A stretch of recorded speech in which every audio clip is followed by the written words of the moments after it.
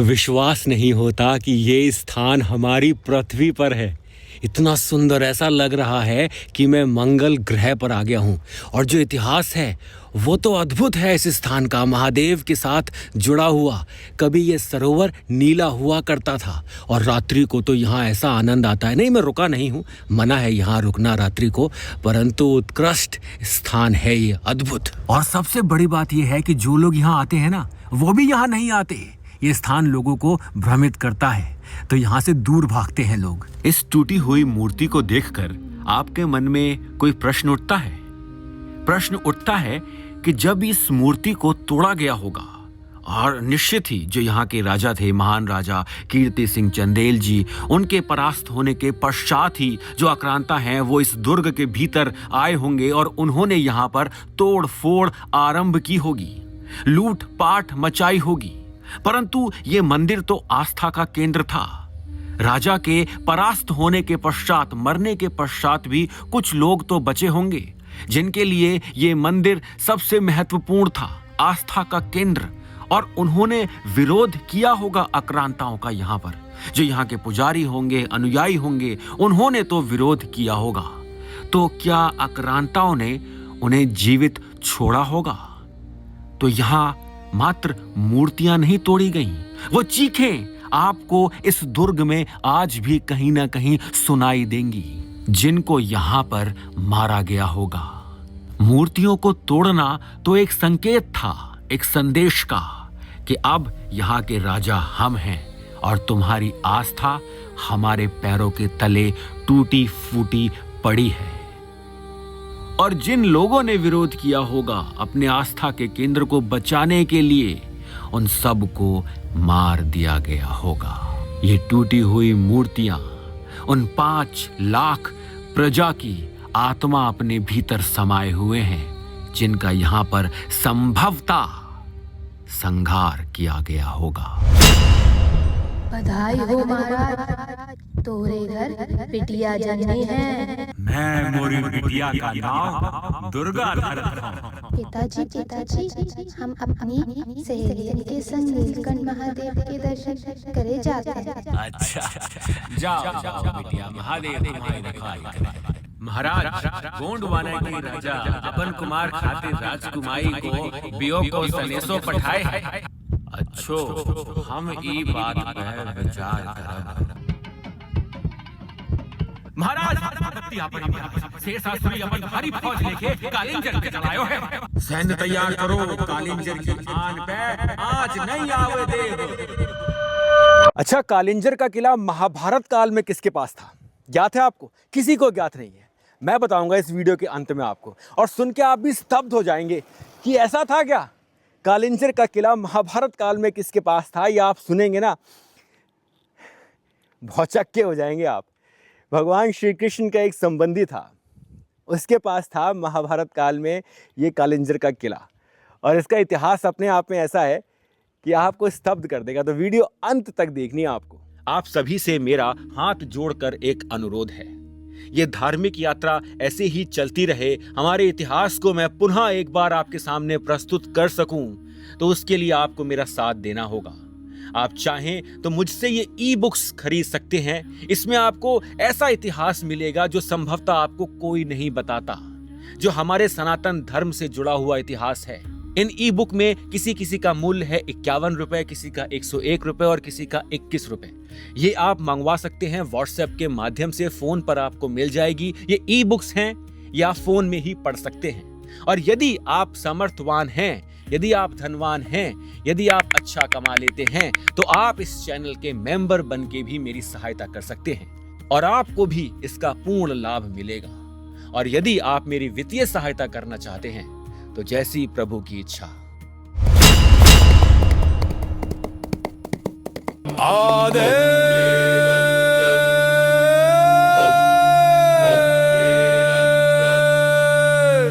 दोस्तों, जहां मैं इस समय उपस्थित हूं, यह है एक तालाब जिसे लोग राम कटोरा तालाब के नाम से अधिक जानते हैं, पर इसके साथ एक पौराणिक मान्यता भी जुड़ी हुई है। जब महादेव, जब वो समुद्र मंथन हुआ था, उसमें से 14 रत्न निकले थे, उसमें एक विष निकला था, हलाहल विष। जो इस संपूर्ण सृष्टि का विनाश कर सकता था। अब उस विष को कौन पिए? अमृत पीने के लिए तो देवता भी आतुर थे, राक्षस भी आतुर, परंतु सब व्याकुल थे कि उस विष को कौन पिएगा। तब सबने महादेव से प्रार्थना की, उनके सिवा विष और कौन पी सकता है। इसी सब महादेव ने विष पिया तो उनका कंठ नीला पड़ गया। विष के कारण वो भी व्याकुल हो उठे, उनको शांत करने के लिए। फिर ये स्थान, देवताओं ने इस स्थान को चुना। महादेव कई स्थानों पर गए, परंतु अंत में वो इस स्थान पर आकर बैठ गए।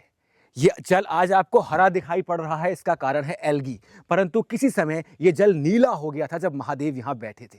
इसी स्थान पर महादेव आकर विराजमान हुए थे। आज भी ये स्थान ऐसा लगता है कि आप मंगल ग्रह पर पहुंच गए हों। और इसी स्थान पर महादेव आकर बैठे थे और कुछ समय यहाँ बैठने के पश्चात फिर वो नीचे गए थे नीलकंठ महादेव मंदिर, जहाँ इस समय स्थित है। देखिए, ये 45 डिग्री इस समय तापमान है। इतनी गर्मी है कि बोलना संभव नहीं है, तो मुझे काफ़ी कुछ वॉइस ओवर में बोलना पड़ेगा। फ़ोन भी मेरा बार बार बंद हो रहा है और यहाँ पानी भी नहीं है पीने को ठंडा। परंतु ये स्थान मैं इसलिए आपको दर्शाने का प्रयास कर रहा हूँ कि आगे चल के कोई ये ना बोले कि ये स्थान आक्रांताओं से जुड़े हुए हैं। मेरे को यहाँ पर एक स्थानीय निवासी मिल गए हैं। शुभ नाम क्या है आपका? मेरा नाम है अयूब। अयूब खान जी। अच्छा, और यहाँ आते रहते हैं आप? जी, आते रहते तो हैं। यहाँ के बारे में कुछ बताओ। यहाँ मतलब अच्छी जगह है। ये शेर सूरी के समय का किला है। नहीं, ये स्थान हमारे हैं महाभारत काल से भी जुड़े हुए हैं। एक रहस्य और है जो कोई नहीं बताएगा आपको, कोई नहीं। आप पूरा YouTube छान लीजिएगा, कोई नहीं बताएगा। कालिंजर आगमन पर आपका हार्दिक स्वागत है। इस किले के तो बहुत सारे वीडियोस आपने देखे होंगे। लोग अपने स्टूडियोज में बैठ के किले के बारे में बताते हैं, परंतु भयानक गर्मी है और गर्मी में मैं आपके लिए लाया हूँ एक ऐसा किला जिसका इतिहास हमारे महादेव के साथ जुड़ा हुआ है।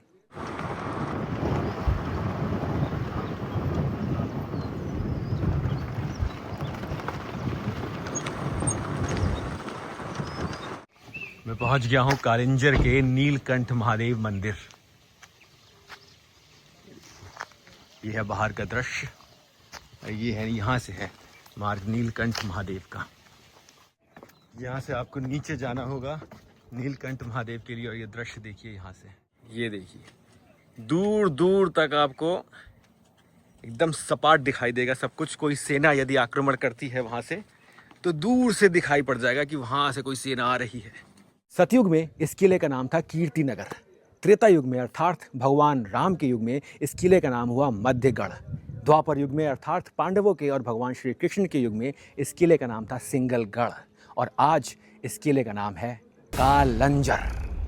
काल अंजर, इसका संस्कृत में अर्थ है जहां समय भी जर्जर हो जाए। इतिहास दर्शाता है कि इस किले को या तो कोई वरदान है या फिर कोई अभिशाप है। इस किले में वही व्यक्ति वास कर सकता है जो तंत्र मंत्र विद्याओं पर विश्वास करता हो। अन्यथा यदि कोई और व्यक्ति इस किले में वास करने का प्रयास करेगा तो उसकी यहाँ पर मृत्यु हो जाएगी। ऐसा माना जाता है कि वो पागल होके इस स्थान को छोड़कर भाग जाता है। यहाँ पर काल आपका कुछ नहीं बिगाड़ सकता। एक कथा है इस किले के साथ, आइए जानते हैं। नीचे चलते हैं और जानेंगे इस किले का संपूर्ण इतिहास विस्तार से। तो आशा करता हूँ आप वीडियो में अंत तक अवश्य बने रहेंगे। ये दुर्ग सनातन की विद्वान शिल्पकारी का स्वयं में एक उत्कृष्ट उदाहरण है। इसका इतिहास सतयुग में महादेव के साथ जुड़ा हुआ है। ये है वो दिव्य स्थान जिसे देखने दूर दूर से यहाँ लोग आते हैं। नीलकंठ महादेव। महादेव के इस स्थान से प्रस्थान करने के उपरांत यहाँ पर फिर तंत्र मंत्र विद्या प्रचलित होने लगी और त्रेता युग में यहाँ माता काली का वास था। ऐसा माना जाता है कि यहाँ तंत्र मंत्र विद्याएं प्रचलित थी उस काल में। सीढ़ियों से आपको नीचे जाना होगा यहाँ पर। ये देखिए पत्थरों पे क्या उत्कृष्ट चित्रकारी की गई है। ये भगवान राम हैं और वानर सेना है। ये देखिए अब तो ये खंडित हो चुकी है प्रतिमाएं, परंतु कितनी सुंदर लगी होगी उस समय। और देखिए अंदर भी की हुई है, ऐसा नहीं है अंदर नहीं की। देखिए अंदर की दीवारों पर भी हो रखी है, ये यहाँ भी हो रखी है। ये कोई कक्ष रहा होगा उस काल में। और जो लोग बोलेंगे कि ये बौद्ध प्रतिमाएं हैं तो वो पहले ये देख लीजिए। ये है शिवलिंग की पूजा करते हुए। ये शिवलिंग है, बौद्ध स्तूप ऐसा नहीं होता है, पहले ही बता दूं। और यहाँ पर भी आप देख सकते हैं शिवलिंग के समीप मंदिर की प्रतिमा है। और ये है, यहाँ पर देखिए, यहाँ पर भी बहुत सारे ऐसे मूर्तियां बनाई गई हैं चट्टानों को काट काट के खंडित हो चुकी हैं, पर चट्टानों को काट काट के। और गले में सर्प माला भी है। महादेव को राजा के रूप में दिखाया गया है। यहाँ पर ये देखिए, ये प्रतिमा है माँ काली की, ऐसा प्रतीत होता है, या फिर काल भैरव की।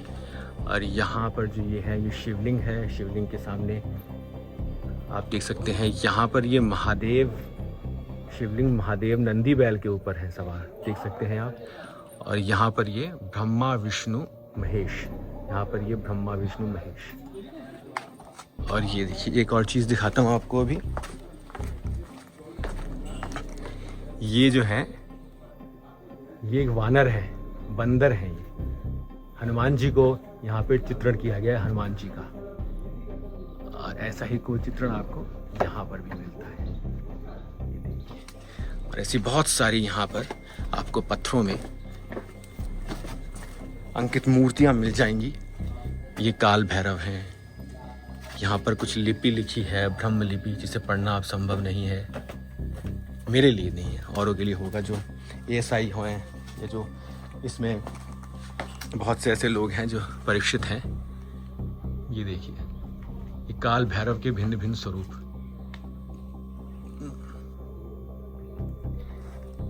कितना परिश्रम लगा होगा। ये है यहाँ पे गणपति महाराज। ये जहाँ तक मैं मानता हूँ स्कंद देवता मुरुगन है, ये कार्तिकेय स्वामी, खंडित हो चुकी है। ये आकृतियां ऐसे ही नहीं बनाई गई हैं, इनकी एक विशिष्ट पूजा होती है, इनका एक महत्व होता है तंत्र मंत्र विद्या में। आपको इन आकृतियों के अनुसार ही अपनी पूजा पद्धति को आरंभ करना होता है, और बीच में आपके देवता जिनका आपको आवाहन करना है वो विराजमान होते हैं।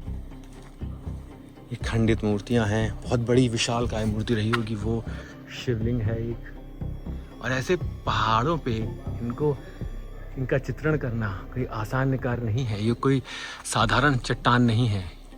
अब ये जो आकृतियां हैं ना, बिल्कुल ऐसी आकृति आपको हिमाचल प्रदेश और उत्तराखंड में भी मिलती हैं। अब वो तो इन्हें पांडवों की आकृति मानते हैं, क्या ये भी संभव है कि ये पांडवों की ही आकृतियां हों? स्वर्गारोहण कुंड, काल भैरव, हनुमान टेम्पल। और ये है वो भव्य मंडपम। आज से 2000 वर्ष पूर्व कैसा रहा होगा, ये कितना उत्कृष्ट भव्य रहा होगा। भगवान श्री कृष्ण को परास्त करने के लिए महाभारत काल में उनका ही एक संबंधी, जो उनका एक रिलेटिव था, उसका ये किला था, और वो यहाँ पर तंत्र मंत्र विद्या किया करता था। वो ऐसा व्यक्ति था जो 4 हाथ और माथे पर एक आंख के साथ जन्मा था, और उसके क्षेत्र में ये किला उस समय आता था। और इस किले के बारे में जब उसे ज्ञात हुआ तो उसने यहाँ पर तंत्र मंत्र विद्या आरंभ की, भगवान श्री कृष्ण को परास्त करने के लिए। ये स्वयंभू शिवलिंग, ये भगवान महादेव जी हैं। हाँ जी। बीच वाले कार्तिकेय भगवान हैं। ये वाले? जी। अच्छा। नीचे आदिगणेश की प्रतिमा है। अच्छा। माता पार्वती। ये जब सुमंथन जब हुआ, हाँ जी, 14 रत्नों में एक रत्न निकला हुआ है, इस 5 करके जो भगवान प्रकाश को बीच धारण करके जो है, हाँ जी, पूरी पृथ्वी का परिक्रमा लगाया है, कहीं उनको शांति नहीं मिली। लास्ट में कालिंजर आए, तो कालिंजर ये पहले माँ काली का स्थान था। अच्छा। माँ काली अपना स्थान देगी, कलकत्ता को स्थान कर गई हैं, भोलेनाथ यहाँ विराजमान हुए हैं, इसलिए इनका जो है स्वयं संपूर्ण नाम कहलाया गया है। और इनका वर्णन जो है शिव पुराण में 4थे अध्याय में, 4थे खंड में, वरुण पुराण में 11वें अध्याय में। हाँ जी, हाँ जी, हाँ जी, हाँ जी। ये यहाँ भी कुछ लिखा है, पढ़ने में नहीं आ रहा है। ये है सबसे प्राचीन मंदिर, है ना, सबसे प्राचीन मंदिर ये है नीलकंठ महादेव। अब ये वैसा नहीं है जैसा महाभारत काल में रहा होगा। स्थानीय निवासियों का मानना है कि रात्रि में अभी यहाँ भिन्न भिन्न प्रकार की आवाजें आती हैं, परंतु रात्रि को रुकना यहाँ पर अलाउड नहीं है। मैं रुका भी नहीं, मैं सबकी बात मानता हूँ, तो मैंने कोई वीडियो नहीं बनाई, कुछ नहीं देखा। ये है दोस्तों किला, बहुत भव्य किला है। अब आपको दिखाता हूँ एक ऐसी प्रतिमा जिसकी भव्यता को देख के आप स्तब्ध रह जाएंगे। चलिए दिखाते हैं आपको। ये देखिए, ऐसी भव्यता जो किसी के कैमरे में भी ना कैद हो सके। और इसकी ऊंचाई है 24 फीट 7 मीटर। आज से 2000 वर्ष पूर्व बनाई थी ये हिंदुओं ने। ये है काल भैरव। ये है काल भैरव। ये है माँ काली। देख रहे हैं आप, मुंड, गले में मुंड है। ये है माँ काली और ये है काल भैरव। ये देख रहे हैं आप, जो हाथ में सर है वो दर्शाता है कि ये काल भैरव है। विशाल काय गिरने वाला था। विशाल काय मूर्ति है ये भगवान की, भगवान शिव की।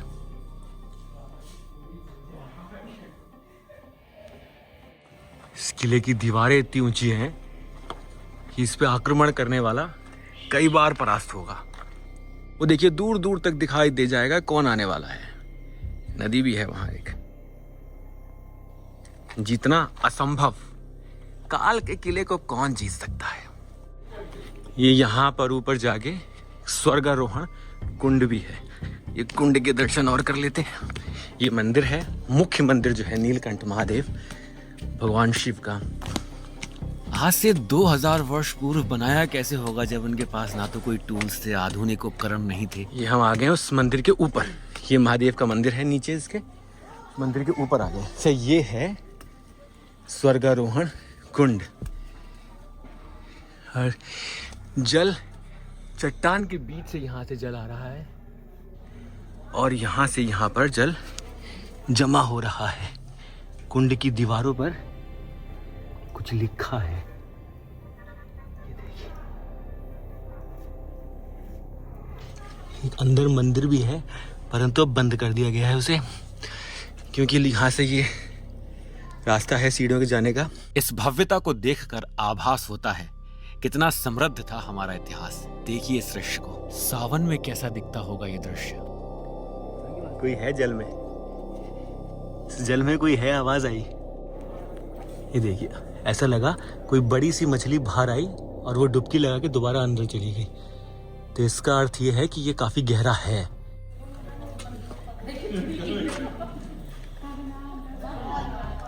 ऊंची सीढ़ियों से आपको आना होगा नीचे और फिर आप पहुंचेंगे महादेव के भव्य दरबार में। ये है हनुमान जी का मंदिर। ये देखिए आप। अब कुछ लोग इसे भी कुछ और मानेंगे, परंतु जो सत्य है वो ये है कि ये हनुमान जी का मंदिर है। एक भव्य प्राचीन हनुमान जी का मंदिर है। अभी दिखाता हूँ, रुकिए। तो दोस्तों, ये है प्रभु राम, माता सीता, लक्ष्मण जी। और ये एक ऐसा स्वरूप दिखाया गया है जो कहीं ना कहीं ऐसा प्रतीत होता है कोई वहाँ का जो ट्राइबल होगा, जो वहाँ का जनजाति में होगा, वो यहाँ पर दर्शाया गया है, जो अस्त्र चला रहा है। और यहाँ पर ये नंदी महाराज हैं और ये भी कोई गांव वाला ही प्रतीत होता है। और ये यहाँ पर है हनुमान जी का मंदिर। ये देखिए, ये भव्य, आपको ऐसी हनुमान जी की जो मूर्तियाँ हैं ना, वो थाईलैंड, बैंकॉक, कंबोडिया में अधिक मिलेंगी। ये देख रहे हैं, एक वानर के ऊपर ही इन्होंने शीश मतलब पैर रखा हुआ है। और यहाँ पर भी आप देख रहे हैं माता रानी का चित्रण किया गया है। ये हनुमान जी का मंदिर है और यहाँ से आपको दर्शन होते हैं नीलकंठ महादेव के। ये है कालिंजर के किले से एक भव्य दृश्य, मन को मोह लेने वाला। ये देखिए, नंदी महाराज हैं और ऊपर शिवलिंग है। तो जिन लोगों को भ्रम है, वो भ्रम इससे टूट जाएगा। चलते हैं ऊपर। तो ये दुर्ग महाभारत काल में किसके अधीन था, ये जानेंगे इसके अगले भाग में। अन्यथा वीडियो बहुत लंबा हो जाएगा और आप लोग पूरा देखेंगे नहीं और मुझे बुरा लगेगा। तो इससे अच्छा ये है, इसको 2 भाग में बांट देते हैं। अगले भाग की प्रतीक्षा कीजिए, अगले भाग में जानेंगे और कुछ इस दुर्ग के बारे में। हर हर महादेव कमेंट सेक्शन में लिखकर अवश्य जाइएगा।